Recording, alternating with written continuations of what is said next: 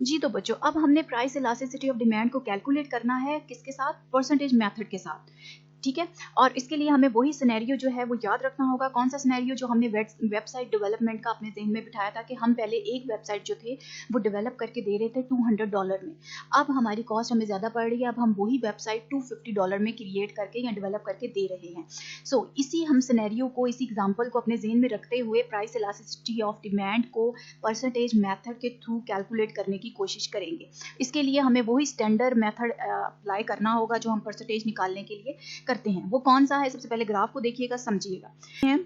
इसमें एक point A है और एक पॉइंट बी है। अब ए और पॉइंट बी का क्या काम है? पहले हम पॉइंट ए पे थे, यानी कि हम 12 जो थे वो वेबसाइट पर मंथ डेवलप करके दे रहे थे और 200 रुपये जो थे, $200 जो थे उनकी हम प्राइस चार्ज कर रहे थे, ठीक है। अब हम पॉइंट बी पे आके खड़े हो गए हैं जहाँ पे हम लोग कितना चार्ज कर रहे हैं? $250 चार्ज कर रहे हैं, ठीक है। कॉस्ट है हमारी, प्राइस है, और हम लोग कितनी वेबसाइट, हमारी डिमांड कितनी आ रही है? 8 की, ठीक है। इसको एग्जाम्पल को जहन में रखते हुए हम लोग कैलकुलेट करने की कोशिश करेंगे। क्या? Percentage change in price. सबसे पहले हमें दोनों निकालनी है, परसेंटेज चेंज इन प्राइस भी और परसेंटेज चेंज इन क्वांटिटी भी, ताकि हम कौन से फार्मूले में प्राइस इलास्टिसिटी ऑफ डिमांड के परसेंटेज के मेथड में या फार्मूले में पुट करके हम लोग प्राइस इलास्टिसिटी निकाल सके। उसके लिए सबसे पहले हमें पी की परसेंटेज मेथड से वैल्यू निकालनी होगी। परसेंटेज चेंज पी में कितना आया? ये वाला, और ये वाला जो चेंज आया है हमारे पास यहाँ पे क्यू डी में, क्वांटिटी डिमांडेड में, वो मेजर करना होगा। इसके लिए वही formula, and value minus start value divided by start value into 100। और सो इसके लिए हमने क्या करना है? एंड वैल्यू हमारी कौन सी है? 250 माइनस 200 डिवाइडेड बाय 200। ये देखिएगा, 250 माइनस 200 डिवाइडेड बाय 200। अब 250 में से क्यों माइनस किया? क्योंकि 250 हमारी न्यू वैल्यू है।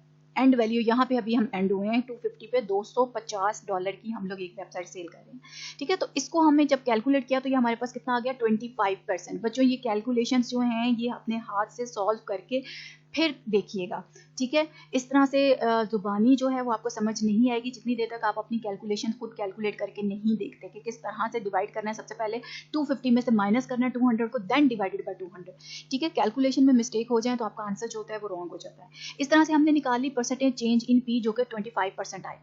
इसी तरह सेम इसी मेथड से हम लोग क्या है, जो चेंज इन क्वांटिटी डिमांडेड है या क्यू है उसको भी कैलकुलेट कर लेंगे, ठीक है बच्चों। देखिएगा अब हम किस तरह से उसको कैलकुलेट करते हैं। ये दोनों फार्मूले स्क्रीन पे मैंने लिख दिए हैं, एंड वैल्यू वाला भी और न्यू और ओल्ड वैल्यू वाला भी। जोन सा आपको इजी लगता है आप वो कीजिएगा, ठीक है। अब हम कैलकुलेट करने जा रहे हैं percentage change in what? Q. देखिएगा बच्चों, स्क्रीन पे वही ग्राफ हम लोग देखेंगे, लेकिन अब हम लोगों ने देखना है एक्स एक्सिस हॉरिजॉन्टली।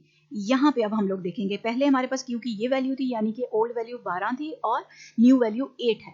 तो इसी तरह जिस तरह हमने फार्मूले में पुट किया, इसको भी फार्मूले में पुट करेंगे। जिस तरह से हमने पी निकाला उसी तरह से हम लोग क्यू निकालेंगे। देखिएगा फार्मूले में ये हमारे पास आ गया 8 माइनस 12 डिवाइडेड बाई 12। 8 माइनस 12 क्यों किया? क्योंकि हमारे पास न्यू वैल्यू जो है या एंड वैल्यू जो है वो 8 है। अब हमारे पास 8 डिमांड है, पहले 12 बनाते होते थे, हमारे पास क्वांटिटी डिमांडेड आती होती थी, इसलिए 8 माइनस 12 डिवाइडेड बाई 12 इंटू 100 हमारे पास किया तो क्या आ गया? 33%। 33% हमारे पास क्या आई है बच्चों? ये हमारे पास आई है व्हाट? चेंज इन क्वांटिटी या क्वांटिटी डिमांडेड या क्यू। ये दोनों फार्मूलाज मैंने यहाँ पे स्क्रीन पे लिख दिया। अब इसके बाद हमने क्या निकालना है? व्हाट? हमने निकालना है price elasticity of demand. Price elasticity of demand का फार्मूला हमारे जी, तो हमारे पास फार्मूला क्या है प्राइस इलास्टिसिटी ऑफ डिमांड का? Percentage change in quantity demanded divided by percentage change in price. ऊपर क्यू आता है, नीचे पी आती है, प्राइस हमारी आती है, ठीक है बच्चों। स्क्रीन पे देखिएगा फार्मूला प्राइस इलास्टिसिटी का आपके पास शो हो रहा है, percentage change in Q divided by percentage change in P. आगे कैलकुलेशन पे देखिएगा, यहाँ पे ये देखें 0.33 यानी कि 33% जो कि चेंज आई हमारे पास क्यू डी में, क्वांटिटी डिमांडेड में, उसको हमने डिवाइड कर दिया 0.25 के साथ यानी कि 25% पी के साथ। तो हमारे पास क्या आ गया? 1.3। ये गलत लिखा हुआ है, कैलकुलेशन हाफ लिखी हुई है यहाँ पे, इसको स्किप कीजिएगा। 1.3 हमारे पास आंसर क्या आया? 1.3। अब ये 1.3 हमारे पास क्या है? ये price elasticity of demand by percentage method. ये हमारे पास आगे इलास्टिसिटी प्राइस के रेफरेंस से डिमांड की जो कि 1.3 आई है। 1.3 आई है बच्चों, इसको जहन में रखिएगा। 1.3 इलास्टिसिटी प्राइस की 1.3, इसका क्या मतलब है? इसको किस तरह से रीड करते हैं मैं आगे आपको बताती हूँ, ठीक है। अब ये था परसेंटेज मेथड। अब दूसरा मेथड हम लोग देखेंगे जिसको मिड पॉइंट मेथड कहते हैं। मिड पॉइंट मेथड के थ्रू किस तरह से हमने price elasticity of demand calculate करनी है, अब हम वो देखने जा रहे हैं। उसके लिए सबसे पहले percentage change in quantity demanded हम कैसे कैलकुलेट करेंगे। वहां पे जो हमने फार्मूला किया था वो अलग था, यहाँ पे जो फार्मूला होगा percentage change in quantity demanded निकालने का वो अलग होगा। दोनों मेथड में ही percentage change in Q and percentage change in P निकालना है, फिर उनको ऊपर नीचे रख के डिवाइड करके प्राइस इलास्टिसिटी निकाल लेनी। लेकिन percentage change in Q and P निकालने का मेथड दोनों मेथड्स में डिफरेंट है। पी वाला हमने कर लिया, परसेंटेज वाला हमने कर लिया। अब हम करेंगे मिड पॉइंट वाला। मिड पॉइंट में देखेंगे कि हमने percentage change in quantity demanded कैसे निकालनी है। ठीक है बच्चों, सो सबसे पहले percentage change in quantity demanded screen पे देखिएगा, फार्मूला शो हो रहा है आपके पास। ये फार्मूला आप लोगों ने बच्चों याद रखना है, इसको रट्टा मार लेना है। ठीक है, समझा मैं आपको भी देती हूँ ताकि आपको समझ आए कि हमें ये नाम बता रहा है इसका मेथड का mid point method. Mid point हमने निकालना है। मिड पॉइंट कैसे निकालते हैं, अगर दो चीजें हमारे पास हैं, दोनों को ऐड किया और दो पे डिवाइड कर दिया तो उनका दोनों का मिड पॉइंट निकल आता है। ठीक है, इसी तरह अगर तीन चीजें हमारे पास है, तीनों चीजों को एडअप किया, तीन वैल्यूज हमारे पास है, तीनों वैल्यूज को एडअप किया और उसे डिवाइड कर दिया नंबर ऑफ वैल्यूज के साथ। तीन वैल्यूज हैं तो तीन के साथ डिवाइड कर दिया, तो ये एवरेज निकालना होता है, यानी कि उन तीनों का मिड पॉइंट। अब हमारे पास दो वैल्यूज हैं Q1 और Q2, यानी कि Q की न्यू वैल्यू और Q की ओल्ड वैल्यू। अब इनका मिड पॉइंट निकालने के लिए हम इनको 2 से डिवाइड करेंगे, इस तरह हमारे पास मिड पॉइंट आ जाएगा। लेकिन हमने क्या कैलकुलेट करना है, परसेंटेज चेंज इन क्वांटिटी। उसके लिए हमने क्या लिखा हुआ है यहाँ पे, ये देखिए Q2 माइनस Q1, ठीक है, डिवाइडेड बाय इस सारे को किस सारे के साथ डिवाइड करना है, इसके साथ। ये मिड पॉइंट निकालना है हमने, Q2 plus Q1 divided by 2। ठीक है, वैल्यू 1 वैल्यू 2 प्लस कर दिया और हमारे पास वेरिएबल 1 या वेरिएबल 2 की जो वैल्यू हमारे पास आ गई उसको हमने डिवाइड कर दिया 2 के साथ, तो ये हमारे पास इनका मिड पॉइंट आ जाएगा। हम लोग बात करें क्वांटिटी की, तो क्वांटिटी डिमांडेड का मिड पॉइंट निकालना है। तो क्वांटिटी की जो दूसरी वैल्यू है Q2, उसमें प्लस कर देना है Q1 की वैल्यू, ठीक है, डिवाइडेड बाय 2। अब आप कंफ्यूज हो रहे हैं कि Q1 और Q2 क्या है। बच्चों Q2 है हमारे पास न्यू वैल्यू, बाद में आने वाली। Q1 क्या था, पहली वैल्यू जो पहले थी, यानी कि ओल्ड। ठीक है, वही new value Q2 plus old value Q1 divided by 2। तो ये जो आंसर हमारे पास आएगा उस सारे को हमने किस सारे के साथ फिर डिवाइड करना है, Q2 माइनस Q1, यानी कि end value minus what, new value, या old value minus new value. ठीक है बच्चों, तो इस तरह से इसको हमने करना है। ये फार्मूला हमारे पास क्या है, ये फार्मूला हमारे पास है परसेंटेज चेंज इन क्वांटिटी का।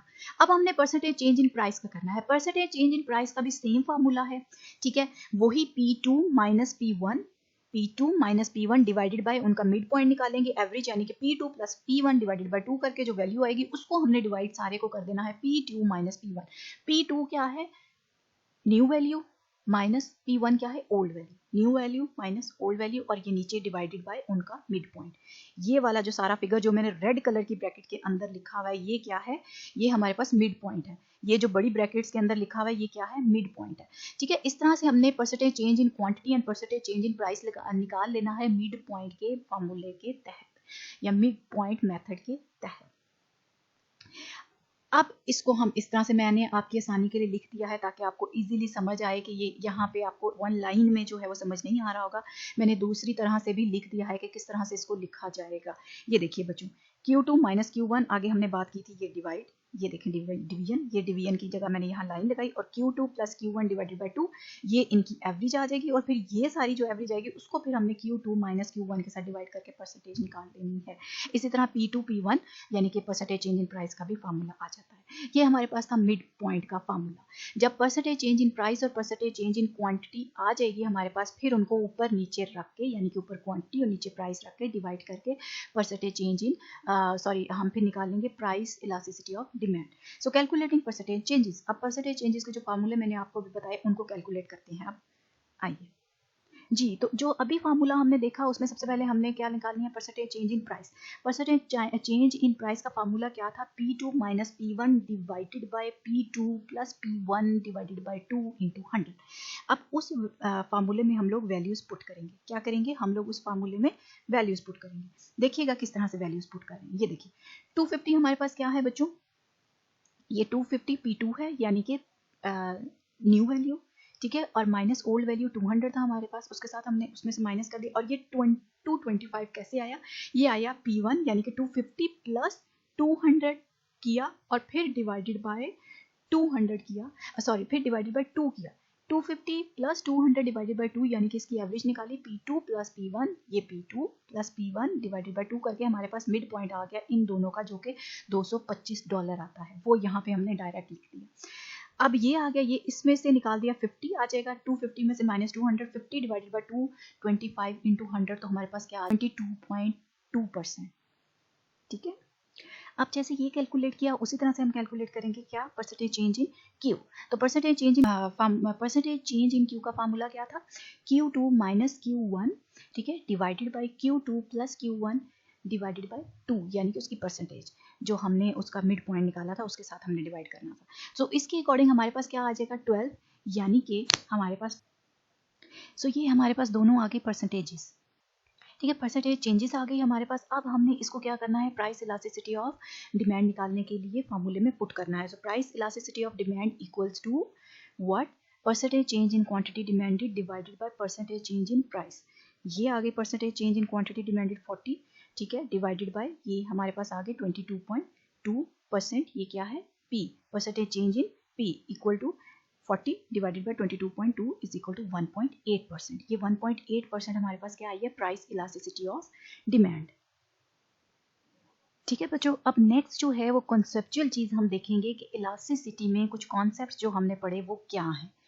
एक तो हमने इनकी वैल्यूज देखनी है कि अगर इलास्टिसिटी प्राइस की जो है वो 1 से ग्रेटर हो तो क्या होता है, 1 से स्मॉलर हो, लेस देन 1 हो तो क्या होता है, इक्वल देन 1 हो तो इलास्टिसिटी क्या होती है। When elasticity is equal to 1 then it is known as what, unit elastic, which means that percentage change in price is equal to percentage change in Q। जितनी कीमत चेंज हुई है, जितनी प्राइस चेंज हुई है, उतनी ही हमारी क्वांटिटी डिमांडेड भी चेंज हुई है। तो इसको हम लोग क्या कहते हैं, इसको हम लोग कहते हैं unit elastic.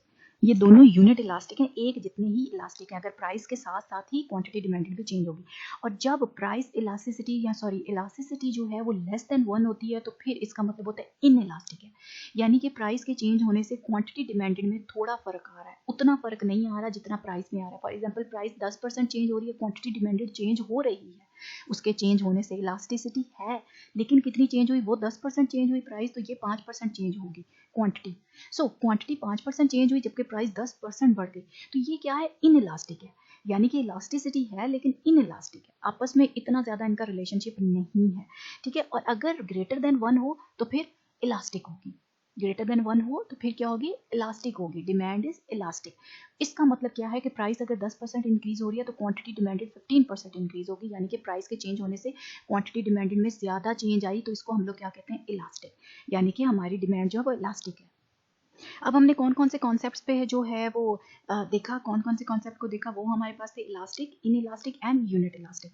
So unit elastic जो है उसके बारे में थोड़ा सा देख लेते हैं। If the price elasticity of demands come equal to 1, ठीक है, elasticity E is equal to 1 होगा, then the percentage change in price and the quantity demanded are equal.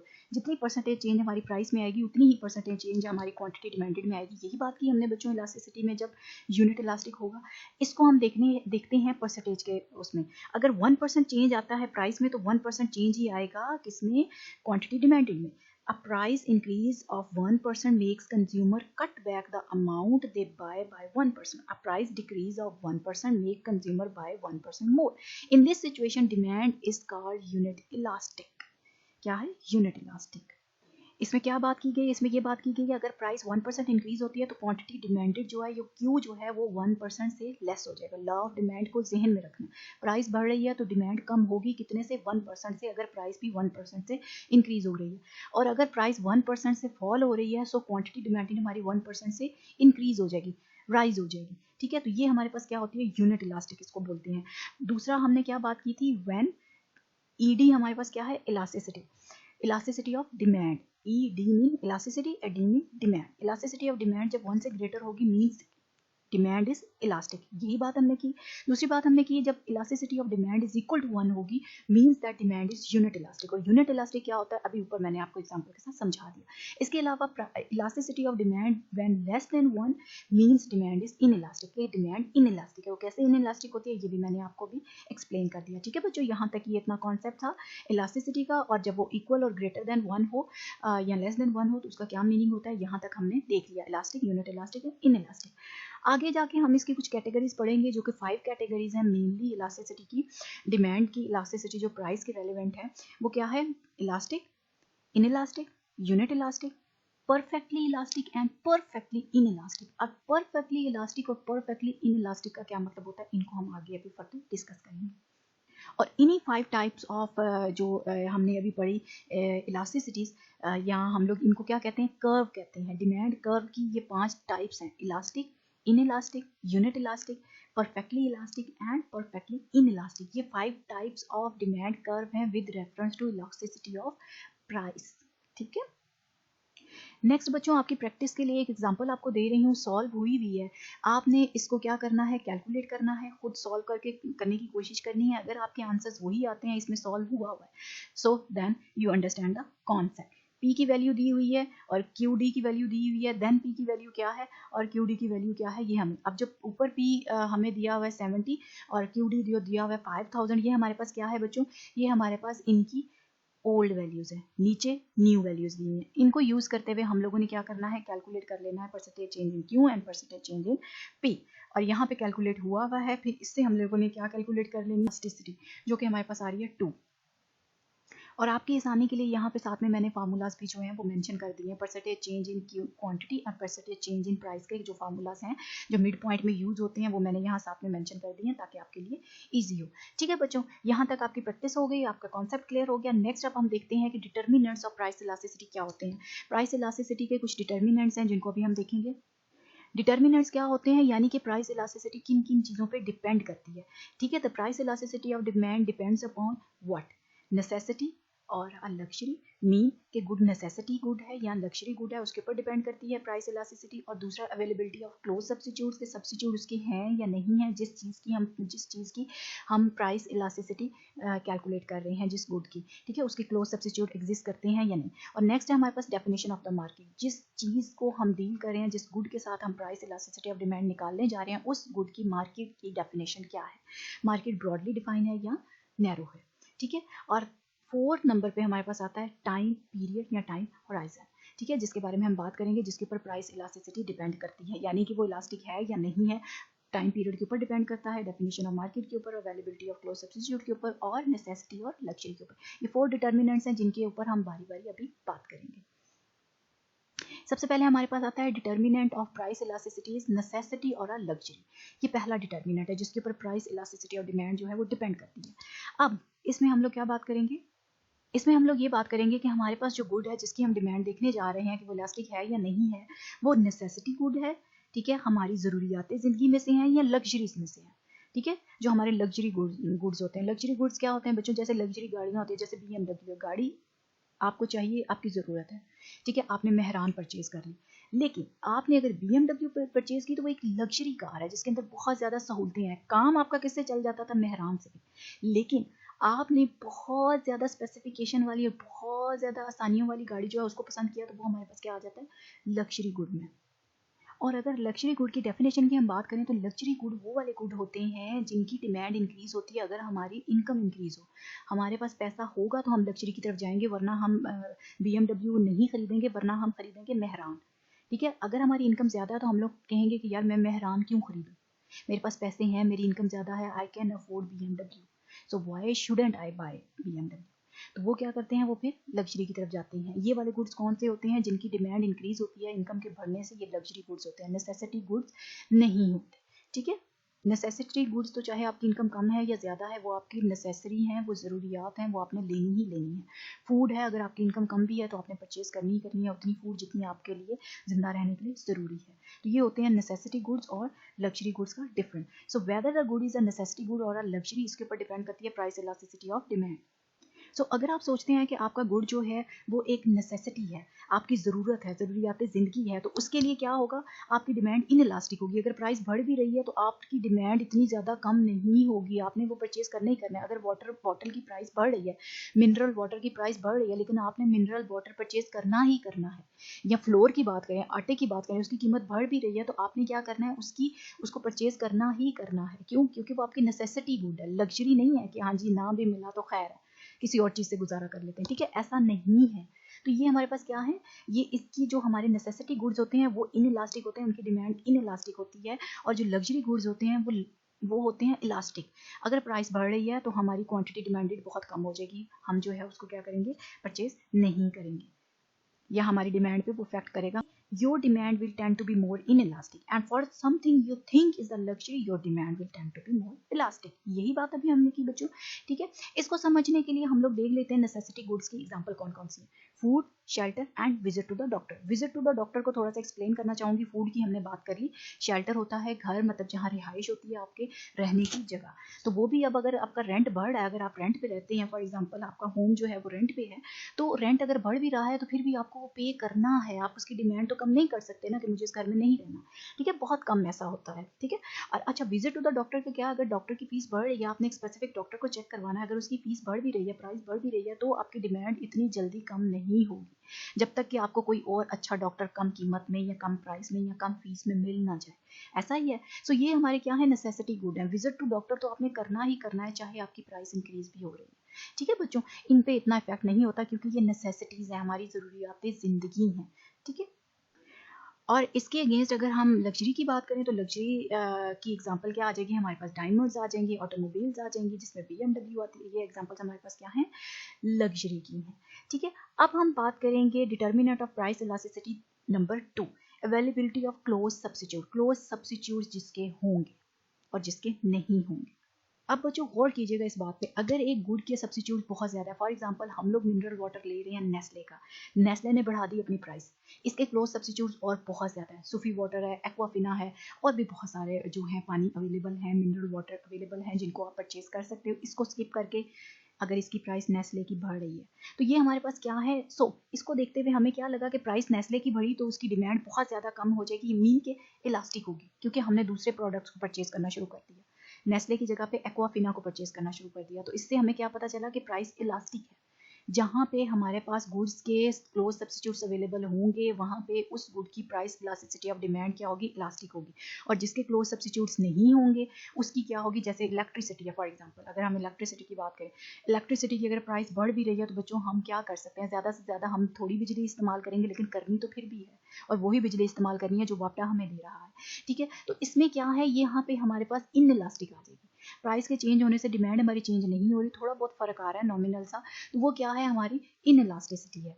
क्यों? क्योंकि वो हमारे पास उसके क्लोज सब्स्टिट्यूट्स अवेलेबल नहीं है। So the extent to which close substitutes are available, if you can easily switch from one good to another good, means Nestle से Aquafina की तरफ अगर आप स्विच हो सकते हैं, the price elasticity of demand for both goods tend to be elastic. दोनों goods की इलास्टिक हो जाएगी। दोनों गुड्स की क्यों बात की है यहाँ पे, क्योंकि मैंने नेस्ले की बात की। फॉर एग्जांपल अगर एक्वाफिना की प्राइस इंक्रीज हो जाती है तो एक्वाफिना की जगह आप कोई और मिनरल वाटर परचेज कर सकते हैं या नेस्ले की तरफ स्विच कर सकते हैं अगर नेस्ले की उससे कम प्राइस हो गई है, ठीक है। So if there are no good substitute, अगर नो गुड्स के सब्स्टिट्यूट्स अवेलेबल नहीं है, so the price elasticity of demand tend to be inelastic. तो तब क्या होगा, प्राइस इलास्टिसिटी ऑफ डिमांड क्या होगी, वो इनइलास्टिक होगी।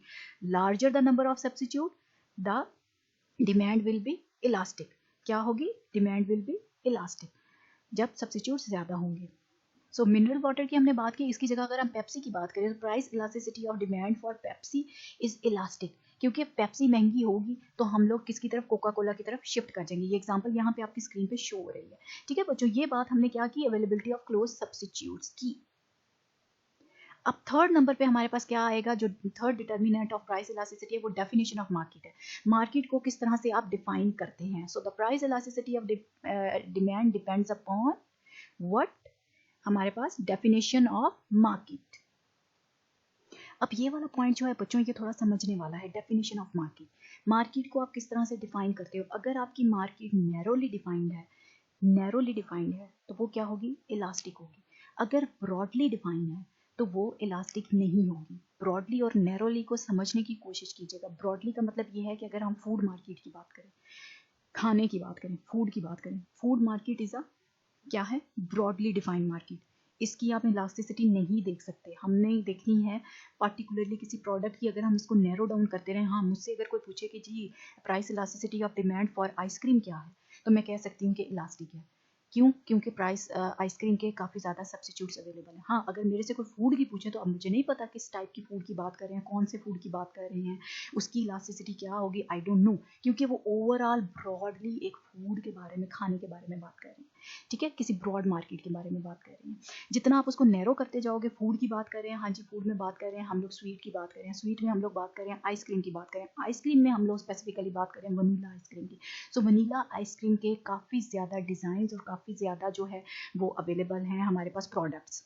सो जितना ज़्यादा हम फर्दर आगे उसको डिफाइन करते जाएंगे, तो ये हमारे पास डेफिनेशन ऑफ मार्केट क्या होती जाएगी, नैरो होती जाएगी, नैरो होती जाएगी। और जितनी नैरो होगी उतनी ज़्यादा इलास्टिक होगी, और जितनी ज़्यादा ब्रॉड होगी उतनी ज़्यादा क्या होगी, इन इलास्टिक। इसको हम देख लेते हैं किस तरह से हमने लिखना है। The elasticity of demand in any market depends upon how we draw the boundaries of the market. Market की हम लोग बाउंड्रीज किस तरह से बनाते हैं या डिफाइन करते हैं। Narrowly defined market tend to have more elastic demand, यही बात हमने की।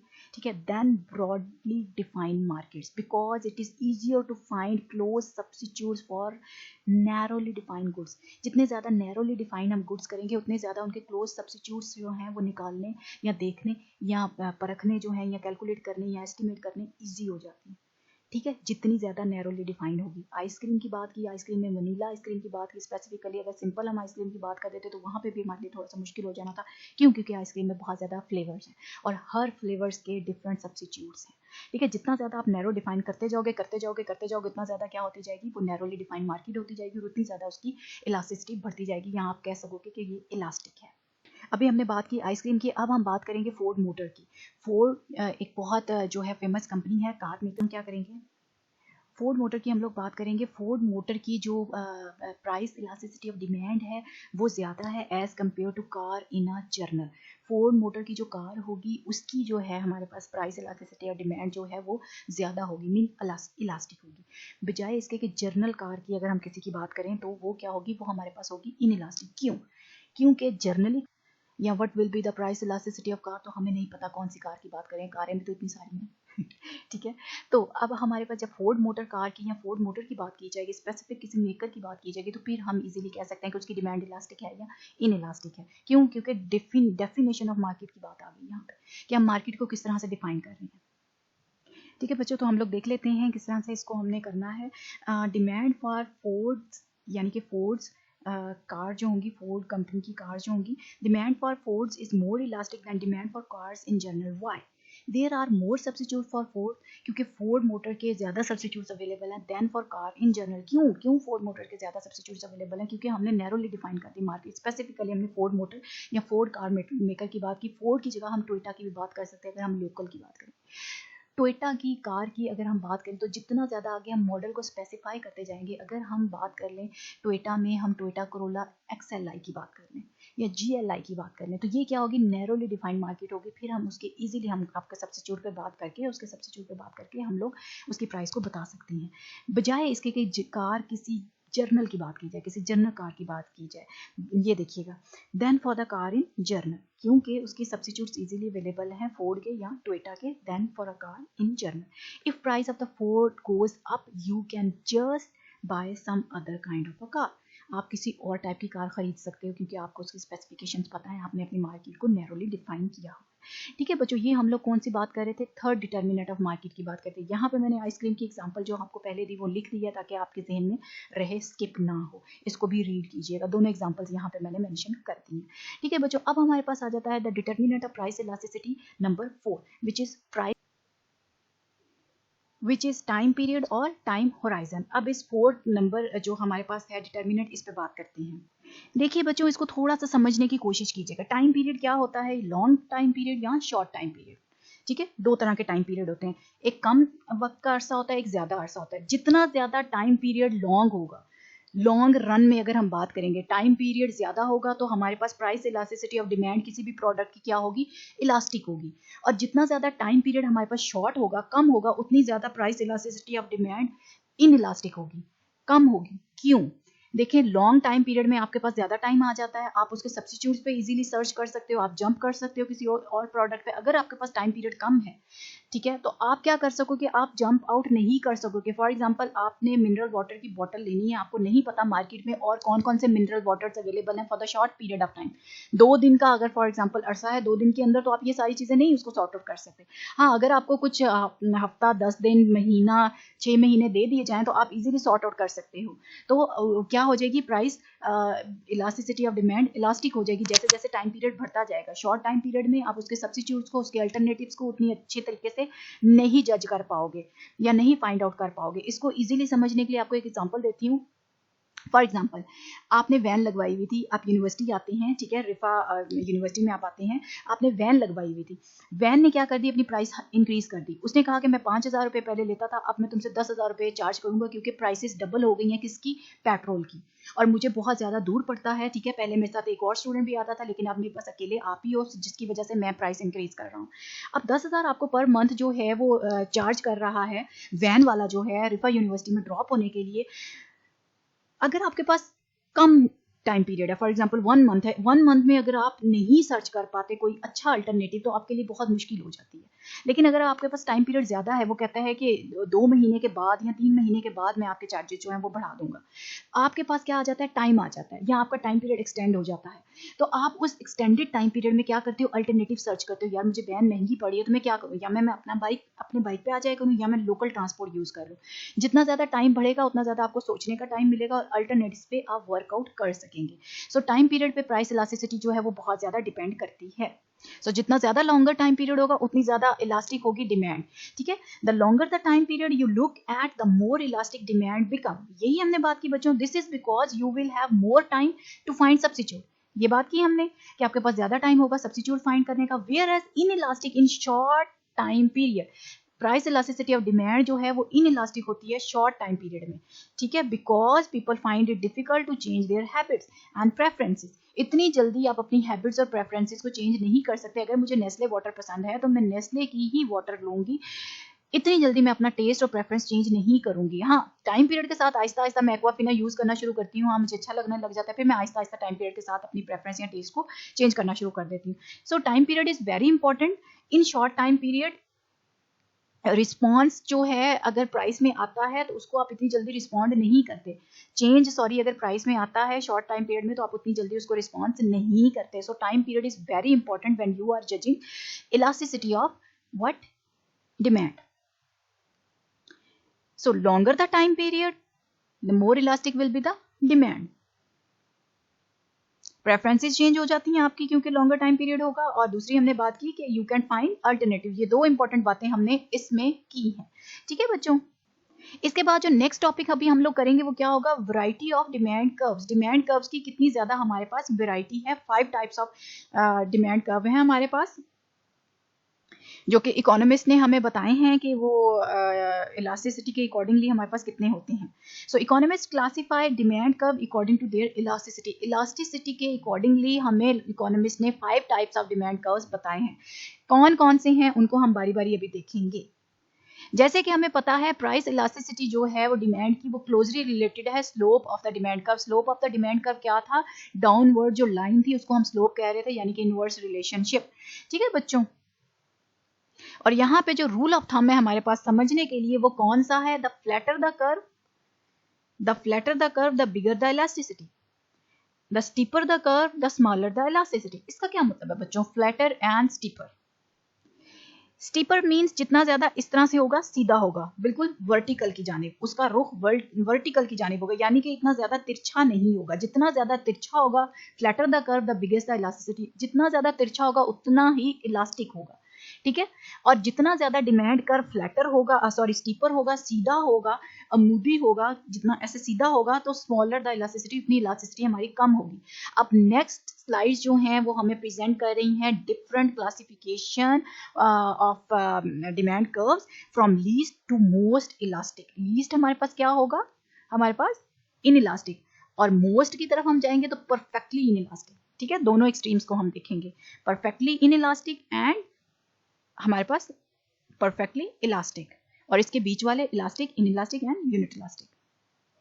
सो अब हम देखते हैं हमारे पास variety of demand curves according to price elasticity of demand कौन कौन से हैं। सबसे पहले elastic, then inelastic, then unit elastic demand curve आ जाएगा, यूनिट इलास्टिक डिमांड भी इसको बोल सकते हैं। फिर आ जाएगा हमारे पास परफेक्टली इलास्टिक डिमांड, और फिर हमारे पास आएगा परफेक्टली इनइलास्टिक डिमांड। इनके ऊपर हम फर्दर भी बात करते हैं।